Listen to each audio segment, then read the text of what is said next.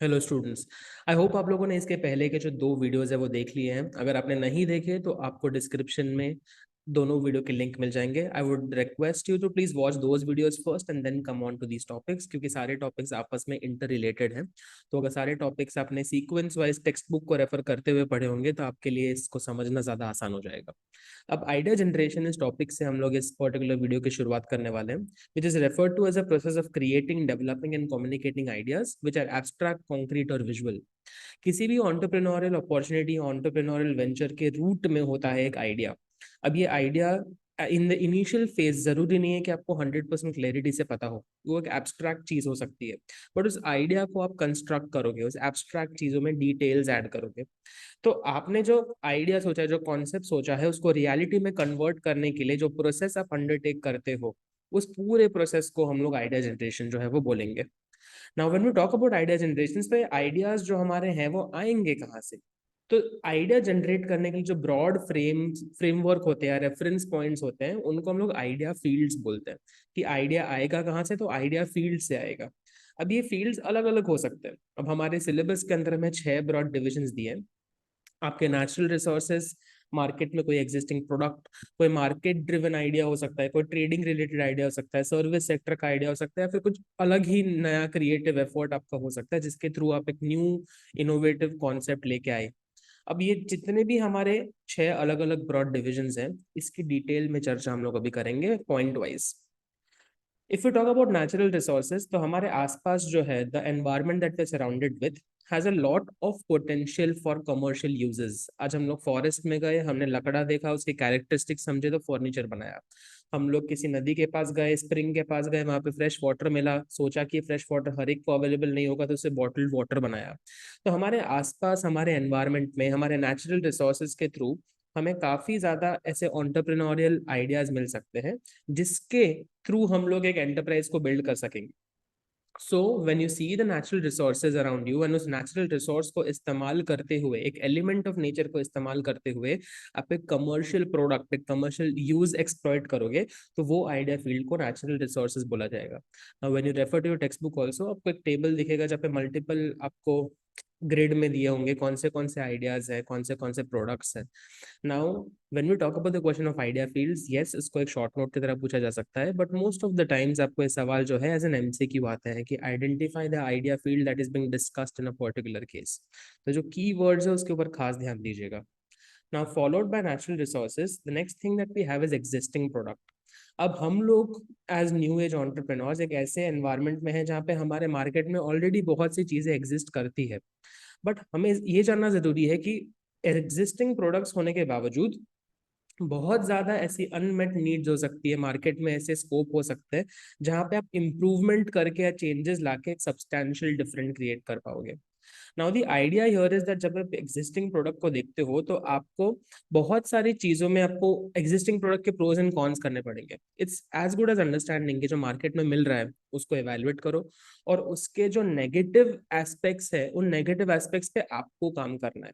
So you have to keep up with your competition. आपके competition जो नई नई चीजें कर रहे हैं उनके ट्रेंड्स को एनालाइज करो, आपके इंडस्ट्री को एनालाइज करो। आप अपने सेल्स को इंक्रीज करने के लिए किस तरीके से इंप्रूवमेंट कर सकते हो इन द प्रोडक्ट, कौन से कंज्यूमर की अनमेट नीड है जिसको सेटिस्फाई करने से आप मार्केट गैप को प्लग कर पाओगे, ये सारी चीजें आपको सोचनी है। जैसे कि अगर हम बात करेंगे about the toothpaste market, right, तो टूथपेस्ट मार्केट के अंदर ऑलरेडी बहुत सारे कन्वेंशनल ब्रांड्स थे। बट कोलगेट वाले ने कोलगेट सॉल्ट लाके एक एडवर्टीजमेंट कैंपेन रन किया कि हाँ भाई हमारे टूथपेस्ट में नमक है। तो उन्होंने एक मार्केट की नीड देखी, जो कस्टमर ट्रेंड देखा, एंड उसके बेसिस पे एग्जिस्टिंग प्रोडक्ट को इम्प्रूव किया। बहुत जगह पे क्या कर सकते हैं हम लोग, एग्जिस्टिंग ब्रांड जो कि काफी हाई प्राइस पॉइंट पे आते हैं, जो कि बहुत मेजोरिटी ऑफ द मार्केट के लिए शायद अनअफोर्डेबल हो, तो उसके हम चीपर सब्सटीट्यूट्स बना सकते हैं। जैसे डोरिटोज जो नाचोस बनाता है, उसका एक सस्ता वर्जन बालाजी ने बनाया है, राइट, फ्लेमिंग हॉट के जो नाम से। So the idea here is that when you look at the existing products around you, either you can improve an existing product or you can provide a cheaper substitute of the same. या फिर आप जो है वो कुछ ऐसा innovation plan कर सकते हो, कुछ ऐसे चेंजेस कर सकते हो, मॉडिफिकेशंस कर सकते हो, जिसके थ्रू आप एग्जिस्टिंग प्रोडक्ट की प्राइस लिमिट को जो है आप प्राइस रेंज को घटा सकते हो। चाहे वो सैशेट्स की बात हो कि आपने पहले बॉटल ऑफ शैम्पू जो थी बहुत महंगा पड़ता था तो हमने उसको सैशे में कन्वर्ट कर दिया, या फिर हमारे फ्लैगशिप फोन्स का हम लोगों ने मिनी वर्जन या लाइट वर्जन जो है वो लॉन्च करा। तो ये सारे तरीके हैं जिसके थ्रू एक एग्जिस्टिंग प्रोडक्ट हमें एक एंटरप्रेन्योरियल आइडिया दे सकता है। Now, followed by this, we have something known as market-driven ideas. Now, we need to know that market-driven ideas के लिए market research क्या होता है, वो हमें करना पड़ेगा। Market research बोला गया है as social and opinion research, which becomes a systematic process of gathering and interpreting information about individuals and organizations, और इस information को हम statistically analyze करेंगे जो जिसके थ्रू decision making किया जाएगा। तो हमारे आसपास मार्केट में बहुत सारी चीजें हैं, बहुत सारे वेरिएबल्स है, राइट। तो इन सारी चीजों को, डिमांड, सप्लाई, कंज्यूमर के टेस्ट प्रेफरेंसेस, वांट्स, डिमांड्स, इन सबको हम लोग स्टडी करेंगे। इन सारी चीजों को स्टडी करने पे ये देखा जाएगा कि भाई हम लोग इन डिमांड्स के लिए क्या कर रहे हैं, एग्जिस्टिंग प्रोडक्ट क्या है, क्या गैप निकल के आ रहा है। तो हमें पता चलेगा कि भाई मार्केट की जरूरत क्या है, मार्केट में क्या चीज अवेलेबल है, क्या चीज नहीं है, कितना मार्केट साइज है, और हम हमारे ब्रांड का क्या एक ब्रांड आइडेंटिटी क्रिएट कर पाएंगे विद द एग्जिस्टिंग कंपटीशन और नॉट। तो मार्केट ड्रिवन आइडियाज एक बहुत सिस्टमैटिक प्रोसेस है जहाँ पे पहले इन्फॉर्मेशन कलेक्ट करोगे इंडिविजुअल्स एंड ऑर्गेनाइजेशन का, उस इन्फॉर्मेशन को एनालाइज करोगे और उसके बाद डिसीजंस लोगे। अब जो इन्फॉर्मेशन आप एनालाइज कर रहे हो उसमें क्या स्टडी करना है, डिमांड, सप्लाई, कंज्यूमर। उसके बाद मिलेगा कि मार्केट में जरूरत क्या है, मार्केट का साइज कितना है, ऑलरेडी कितना कंपटीशन है, और हमारे एंट्री के लिए कोई जगह बचती है या फिर नहीं बचती। Now followed by market, we have trading related ideas. Now trading, ये जो है आपने बीएसटी में भी लास्ट ईयर ग्रेड 11 में पढ़ा था, is a process of buying something जिसको हम आगे बेच के प्रॉफिट कमाएंगे। बाइंग एंड सेलिंग के प्रोसेस को हम लोग ट्रेडिंग बोलते हैं, जहाँ पे मैन्युफैक्चरिंग नहीं आता। Now the advantage of any trading business is that it's very easy to launch and it is less risky। Reason क्योंकि आपका कोई फिक्स्ड कैपिटल एक्सपेंडिचर नहीं है, आपकी कोई प्लांट, फैक्ट्री, मशीनरी कुछ नहीं है। अब ट्रेडिंग की अगर हम लोग बात करेंगे तो trading over a period of time काफी इवॉल्व हुआ है। We have something known as local trade, जहाँ पे हम within the state, within the city अलग अलग जगह पे ट्रेड करते हैं। अब हम लोग सिर्फ डोमेस्टिक टेरिटरी में ही नहीं बट बाहर भी हम लोग ट्रेड करते हैं through import and export. Foreign exchange on करने के लिए हमारे एक बहुत इंपॉर्टेंट सोर्स है ये। साथ ही साथ with advancement of technology we have also move to e commerce, जिसने कहीं ना कहीं किसी भी एंटरप्राइज के स्कोप ऑफ वर्क को काफी वाइडन कर दिया है।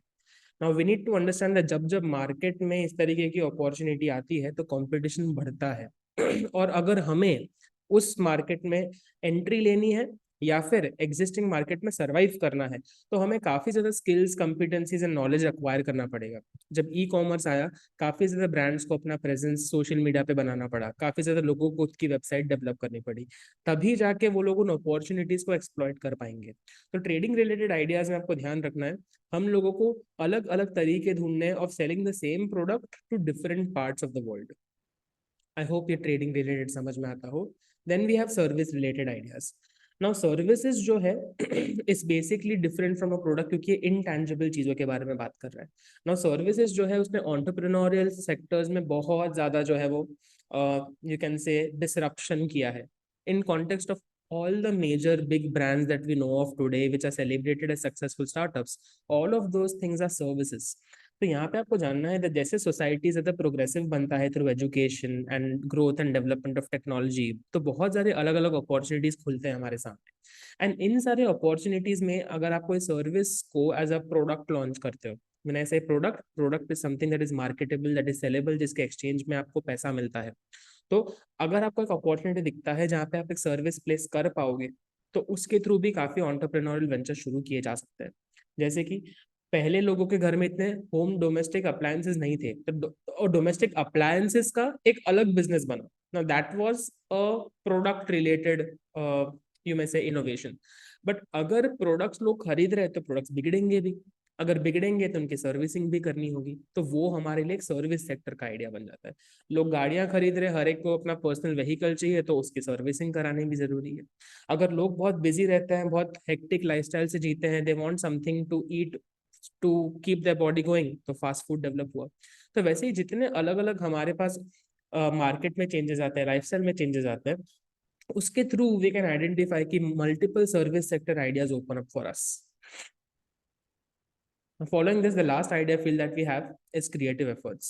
Now, creativity is something which is inborn and हर एक इंसान के अंदर internally होती है. वो आपके talent and abilities पे depend करता है कि भाई आप किस तरीके से आपके आसपास के opportunities को evaluate करते हो और उन opportunities से product develop करते हो so that आप कुछ gain generate कर सको.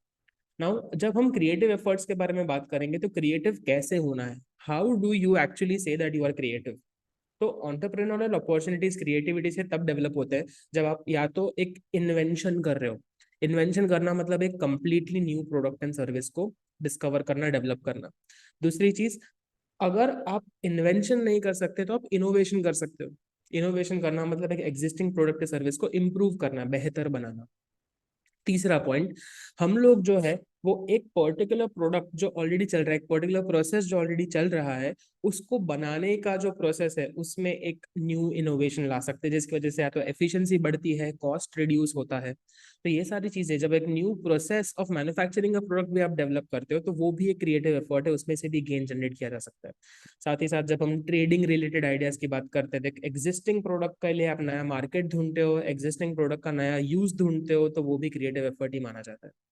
जैसे अगर मैं सिंपल सी बात करूं, जिलेट जो कंपनी है वो यूजुअली मैन ओरिएंटेड प्रोडक्ट्स बनाता है, बट कल को अगर जिलेट अपने रेजर्स को पिंक शेड दे दे तो वो रेजर्स फॉर विमेन भी लॉन्च करा जा सकता है. Right, so the idea here is that हमारे पास प्रोडक्ट तो है बट उस प्रोडक्ट की प्लेसमेंट अलग तरीके से की जाए, उसका new use case scenario discover किया जाए, तो वो भी एक क्रिएटिव एफर्ट ही माना जाएगा. तो आई होप आपको ये 6 जो अलग अलग तरीके थे, आइडिया फील्ड्स थे, ब्रॉड फ्रेमवर्क्स थे, वो समझ में आते हैं. इसके अराउंड क्वेश्चन आप एग्जाम में डेफिनेटली एक्सपेक्ट कर सकते हैं. Now followed by this, ideas कहाँ से ढूंढने वो तो समझ में आ गया, but we need to transform ideas into opportunities. अब आइडियाज को स्पॉट करना, जो एक बेसिक आइडिया है वो एक एक्सपीरियंशियल प्रोसेस है. अपने आसपास चीजें देखी तो आपको जो है वो रियलाइज हुआ कि हाँ यार इधर कुछ कर सकते हैं, कुछ सुपर है यहाँ पे. बट उस आइडिया को डेवलप करना एक स्ट्रेटेजिक प्रोसेस है. रीजन, क्योंकि आपने एनवायरनमेंट को स्टडी किया, आइडिया को एवेलुएट किया और फिर आप उसको एक एंटरप्राइज में डेवलप करना चाहते हो.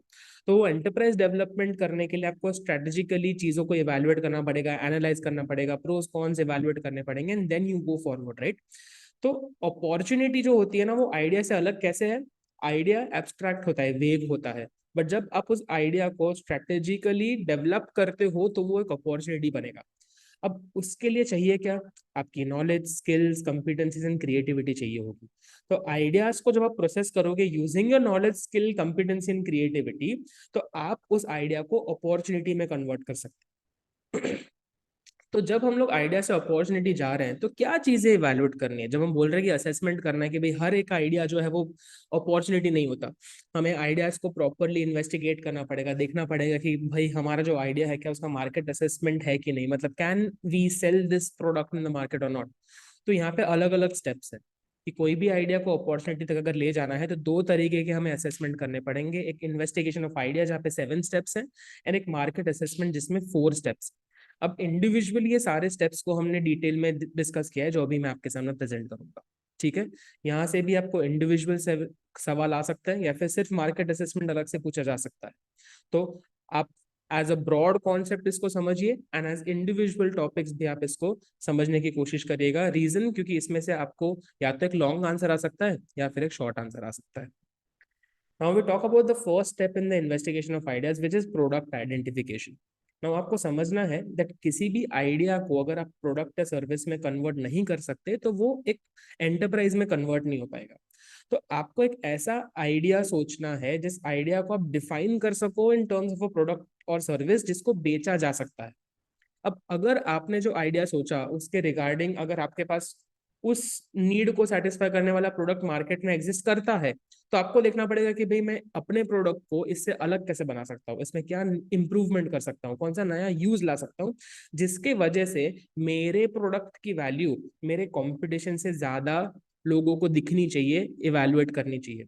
तो प्रोडक्ट डिफरेंशिएशन जो है is very important when you are dealing in products that already exist, जो एक सेम नीड को कैटर करता है, क्योंकि अगर आपको compete करना है तो आप में एक बेटर वैल्यू प्रोपोजिशन होना चाहिए. जितने भी कीवर्ड्स हैं इसके एक्सप्लेनेशन में वो मैंने वैसे ही हाईलाइट करके रखे हुए हैं. These will be extremely useful, खासतौर पर जब आप एग्जाम की प्रिपरेशन के लिए इस वीडियो को देखोगे या इस कंटेंट को यूज करोगे. Now, followed by product identification, we have the second step, which is application and use.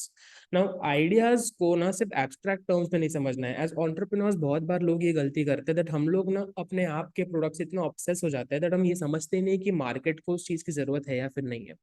So, किसी भी आइडिया को एग्जामिन करो उसके यूज केस से, मतलब क्या रियल लाइफ में हम इसको अप्लाई कर सकते हैं, इस्तेमाल कर सकते हैं, और अगर उसका यूज केस एग्जिस्ट करता है तो क्या हम उसको बेहतर कर सकते हैं कि नहीं कर सकते.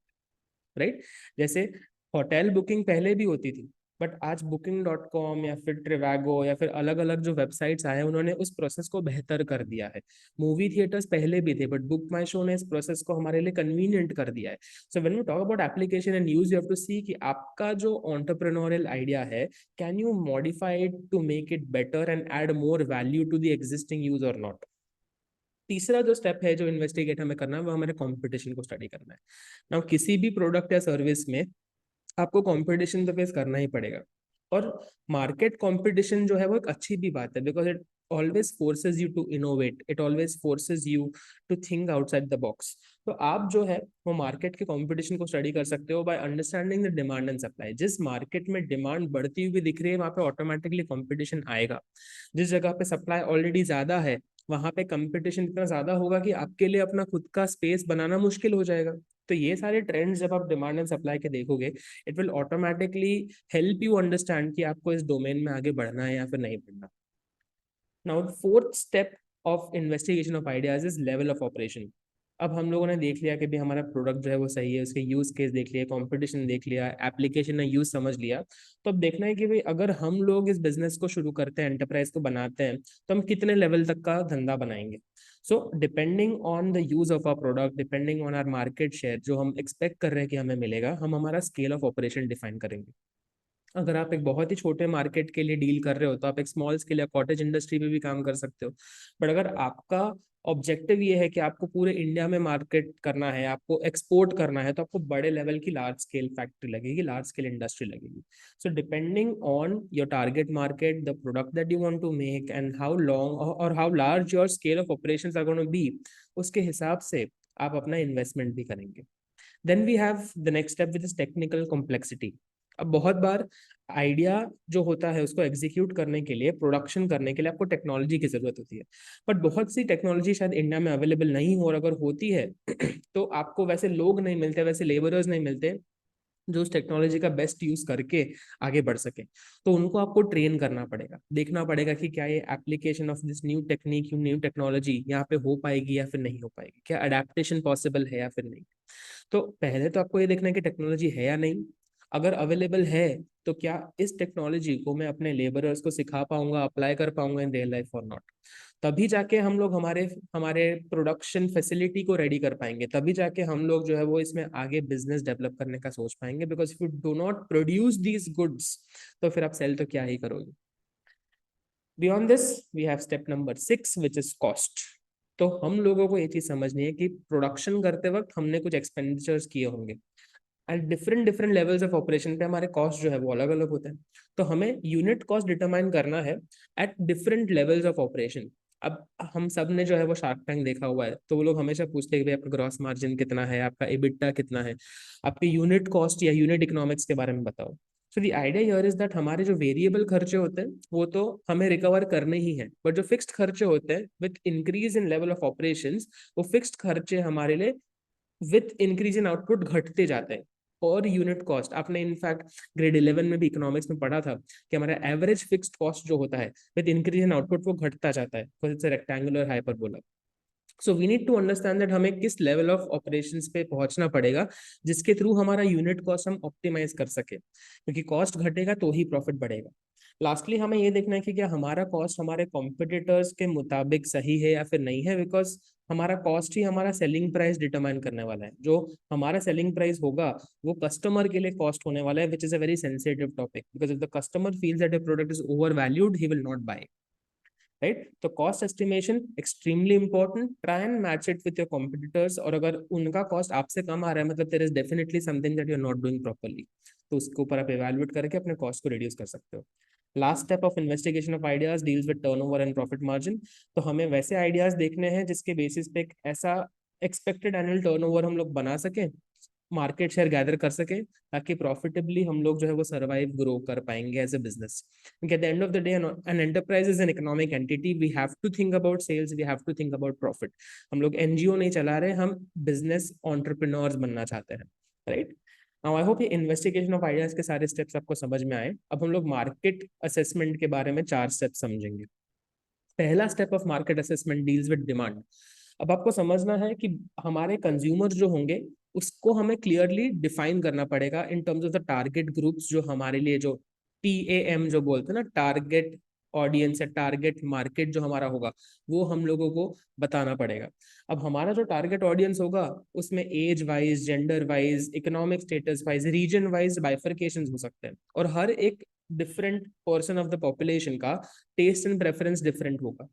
अब आपने एक बार टारगेट ऑडियंस जो है उसको डिफाइन कर दिया, तब जाके आपको पता चलेगा कि भाई आपका जो मार्केट साइज है जो आप केटर करना चाहते हो वो कितना बड़ा है। क्या आप लोकल लेवल पे काम करना चाहते हो, स्टेट लेवल पे करना चाहते हो, नेशनल लेवल पे या इंटरनेशनल लेवल पे। तो इसकी डिमांड है या नहीं, ये टारगेट मार्केट डिटरमाइन करेगा। दूसरी चीज, supply and nature of competition. अब आपका सप्लाई जो होता है वो आप डिसाइड करते हो कि कितनी क्वांटिटी ऑफ द कमोडिटी आप मार्केट में अवेलेबल करवाना चाहते हो। तो उसके लिए पहले तो देखना पड़ेगा कि हमारे कंपटीशन में कितने लोग हैं जो ऑलरेडी इस चीज को सप्लाई कर रहे हैं, और क्या एडिशनल सप्लाई की जरूरत है या फिर नहीं है। क्योंकि अगर एग्जिस्टिंग प्लेयर्स ने ही मार्केट को सैचुरेट कर लिया है, तो there is very little scope that you will enter the business and will be able to capture a market share. सो जब आप एस्टिमेट कर रहे हो कंपटीशन को और सप्लाई को, आपको ये देखना है कि भाई फ्यूचर में डिमांड कितनी बढ़ने वाली है, और फ्यूचर के डिमांड के हिसाब से मेरे जैसे और कौन लोग हैं जो इस मार्केट में आने वाले हैं, और फिर भी क्या मेरी जगह मैं बना पाता हूँ या नहीं बना पाता। क्या मेरे पास एक साइजेबल टारगेट मार्केट है जिसको मद्देनजर रखते हुए मैं ये इन्वेस्टमेंट करूँ या ना करूँ। Followed by this cost and price of product यहाँ पे भी है। ध्यान रखिए, वो इन्वेस्टिगेशन ऑफ आइडियाज में भी था और मार्केट असेसमेंट में भी है। तो आपको आपको यहाँ पे जब मार्केट असेसमेंट की बात कर रहे हैं, तो हमें यहाँ पे कॉस्ट एस्टिमेशन का नहीं बट कॉस्ट एडवांटेज के बारे में समझना है। We have to compare our cost with other available products and we have to influence the delivery mechanism in the sense that हमारा प्रोडक्ट इज मोर एफिशिएंट, हमारा product is cost saving, and as a result of this our cost advantage, our efficiency will allow us to gain a better profitability in terms of the remaining competition that we have. तो जब आप influence करोगे अपने delivery mechanism को of the identified product and service, आप अपने competition को beat कर पाओगे by figuring out a way of cutting down your cost. Lastly हमारे पास है project innovation and change. So innovation is trying to do something new. तो market assessment करने से हमें पता चलेगा कि भाई कौन से इनोवेशन एंड चेंजेस हो रहे हैं जो एग्जिस्टिंग एंटरप्रेन्योर्स कर रहे हैं। तो उनके चेंजेस के साथ हमें भी अप टू डेट रहना पड़ेगा, क्योंकि अगर हम लोग जो सोच आज रख रहे हैं उसका प्रोडक्ट बनेगा 6 महीने बाद, तो तब तक टेक्नोलॉजिकल एडवांसमेंट होने वाला है, और उस टेक्नोलॉजिकल एडवांसमेंट से हमें अप टू डेट रहना है, और वो टेक्नोलॉजी हमारे कॉस्ट को और हमारे प्राइस को भी इन्फ्लुएंस करेगी। तो we have to act very fast, we have to have the foresight and vision to evaluate के भाई फ्यूचर में जाके क्या हमें इनोवेशन करना पड़ेगा या नहीं करना पड़ेगा, चेंजेस लाने पड़ेंगे या नहीं लाने पड़ेंगे, और उसका क्या कॉस्ट या क्या इम्पैक्ट हमारे बिजनेस पे, हमारे एंटरप्राइज पे पड़ेगा। तो आई होप ये सारे पॉइंट्स जो आपको समझ में आए। मेन चीज ये है कि सारे कीवर्ड्स जो है वो आपको एज इट इज लिखने की जरूरत होगी। समझना एंटरप्रेन्योरशिप को या ईटीबी को इजी है, इसके वर्ड्स याद करके इसको लिखना थोड़ा डिफिकल्ट। जितनी बार आप इन पर्टिकुलर कंटेंट को बार बार देखोगे तो उतना ज्यादा आपके लिए आसान होता जाएगा। It's important that you create a picture memory of all these concepts. इस वजह से इतना एफर्ट लेके मैं इतने इमेजेस डाल रहा हूँ, और कुछ नहीं तो एटलीस्ट इमेज के बेसिस पे आपको कुछ कीवर्ड्स अगर याद रह गए या फिर एक सीक्वेंस बन गया आपके दिमाग के अंदर in terms of all the points, तो that is in itself an achievement for me कि भाई एटलीस्ट उतने तक मैं आपकी हेल्प कर पाया फॉर दिस सब्जेक्ट। तो इस वीडियो में इतना रखते हैं। अभी छोटा सा एक कुछ पार्ट बचा हुआ है, तो वो पार्ट हम लोग नेक्स्ट वीडियो में कवर कर लेंगे, जहाँ पे ट्रेंड स्पॉटिंग और क्रिएटिव प्रोसेस एंड इनोवेशन के बारे में बात करें। 3 छोटे छोटे टॉपिक्स है, that will be a short and sweet video with which will wind up this particular chapter.